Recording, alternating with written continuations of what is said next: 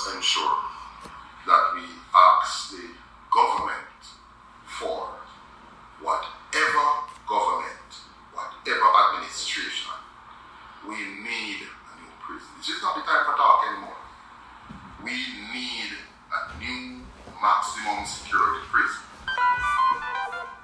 Tell me about the structure of the facility. Paint a picture for me.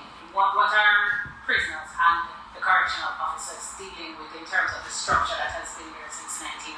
Alright, these prisons, Tower Street and St. Catharine, was built in the 16th and 17th centuries. These prisons are built with bricks. Therefore, what we have is very good facility, but good for that time, not for now. These bricks are falling apart. These prisons cannot be repaired anymore.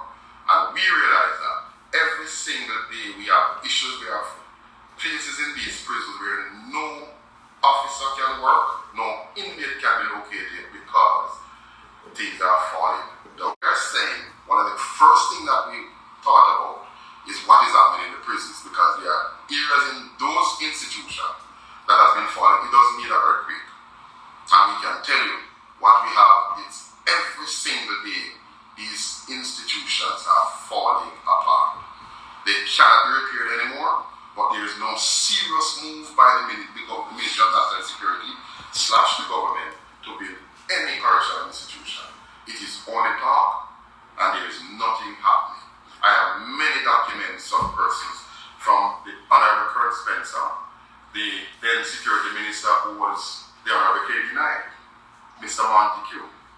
Peter Bunting here, who is indicating clearly that we can't go any further with these prisons, and they are coming from 3 billion to 8 billion to now we are here about 31 billion and counting, with no serious move to build any prisons. So we really don't have this serious input from the government to build any correctional facility. And I think these facilities will have to fall right down before they are serious about building a facility. We have to treat with these issues. Persons come to prison every day, literally. We have to understand what is happening. The prisoners of today are not the prisoners of 20 years ago. We can confine the body, we cannot confine the minds. Persons are thinking, persons are looking, what can I do? How can we do this?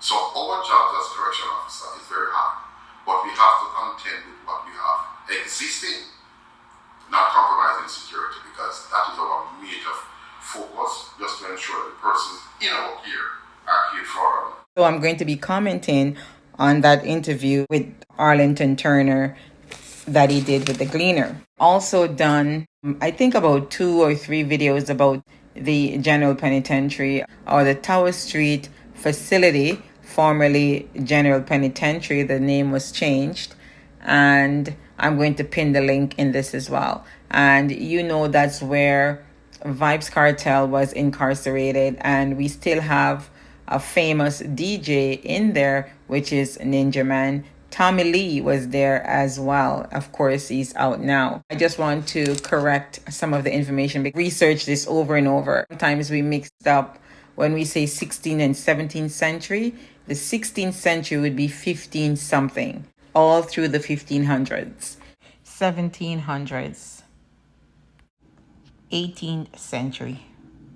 And the 18th century would be all through the 1700s. So that is just one thing to correct, because sometimes we, mix it up. The oldest one is the St. Catharine District Prison, which was built in 1655, the same year that Oliver Cromwell ordered these British troops to invade Jamaica, took it away from the Spaniards.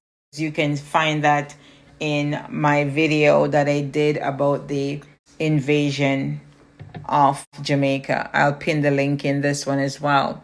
So the General Penitentiary was built in 1845. That's about 7 years after emancipation. 150 years, those bricks have started to become porous, and you will find them falling off suddenly, or one side just crumbles and so on.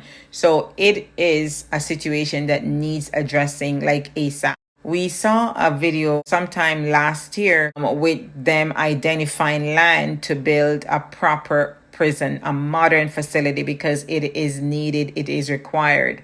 I could not believe it when you heard Vibes Kartel was saying that there were no toilet facility.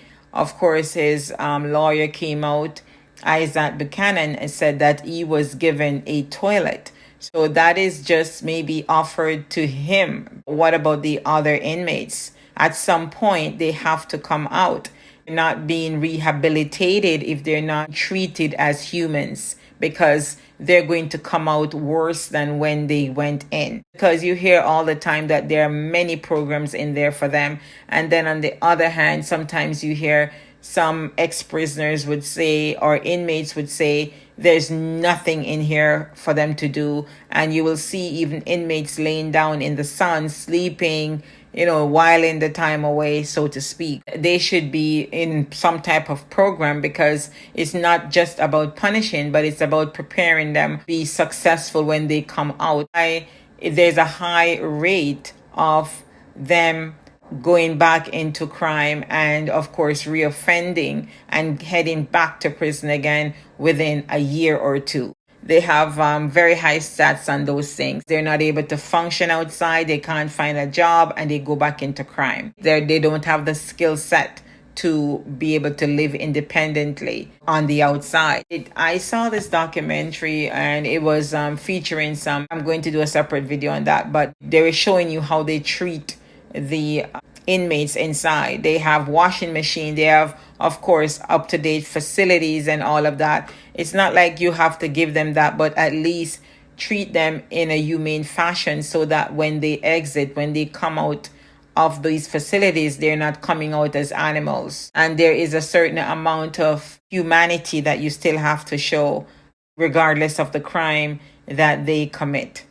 Even though some people might say, if you treat them too good, then they will just reoffend. One, you're preparing them for the outside world to integrate back into society. And we can't have someone who was being treated bad and living in poor conditions to be able to function properly on the outside. St. Catharine District Prison was built to house the enslaved people that they kidnapped. About 320 of them was transported there in 1655 and held for sale. Can you believe it? And it's still being used today. I've never been to that facility. I have been to the Tower Street facility, to the Fort Augustus facility, because that one was built in the 1700s. And it was built as a fort to protect the city.